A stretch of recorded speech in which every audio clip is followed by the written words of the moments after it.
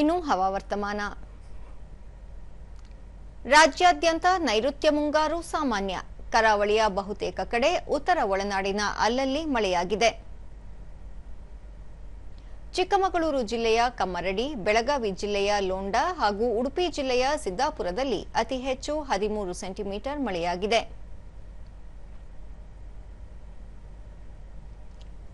ಉಳಿದಂತೆ ಕೊಟ್ಟಿಗೆಹಾರ 10, ಭಾಗಮಂಡಲ 8, ಆಗುಂಬೆ, ಬೆಳ್ತಂಗಡಿ, ಧರ್ಮಸ್ಥಳ, ಹುಂಚದಕಟ್ಟೆ, ಕುಂದಾಪುರ 7, ಜಗಲ್ಬೆಟ್ 6, ಅಂಕೋಲ, ಜಯಪುರ, ಜೋಯಿಡಾ, ಕಳಸ, ಕಿತ್ತೂರು, ಶಿರಸಿ, ಶೃಂಗೇರಿಯಲ್ಲಿ 5 ಸೆಂಟಿಮೀಟರ್ ಮಳೆಯಾಗಿದೆ.